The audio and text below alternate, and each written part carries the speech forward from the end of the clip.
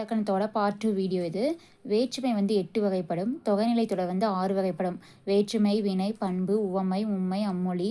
Next தொகா நிலைத்தொடர் வந்து 9 வகைப்படும். புணர்ச்சி வந்து 2, இயல்பு, விகார புணர்ச்சி. விகார புணர்ச்சி வந்து 3 வகைப்படும். தோன்றல், தெரிதல், கெடுதல். யாப்பு இலக்கணப்படி செய்யுளுக்குரிய உறுப்புகள் எத்தனைனா 6. எழுத்து, அசை, சீர், தலை, அடி, தொடை. யாப்பு இலக்கணப்படி எழுத்துக்களின் வகை 3. குறில், நெடில், ஒற்று. அசை வந்து 2, நேரசை, நிறையசை.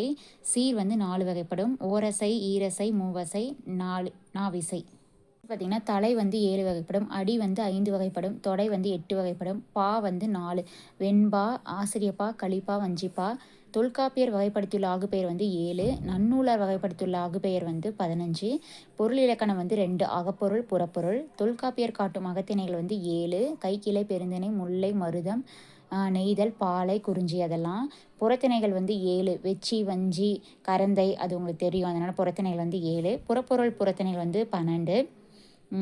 மொழி மொழி வந்து 3 வகைப்படும். தனி, தொடர், பொது. வலு, அமைதி வந்து 5 வகைப்படும். திணை, பால், இட, கால, மரபு. வலு வந்து 7 வகைப்படும். வினா வந்து 6 வகைப்படும். விடை வந்து 8 வகைப்படும். பொருள்கள் வந்து 8 வகைப்படும். பார்த்தீங்கன்னா வெண்பா வந்து 5 வகைப்படும். ஆசிரியப்பா 4 வகைப்படும். ஆகுபெயர் வந்து 16 வகைப்படும். அளவிடை வந்து 2 வகைப்படும். உயிரிழப்படை, ஒற்றப்படை. இந்த வீடியோ பிடிச்சுன்னா லைக் பண்ணுங்கள்.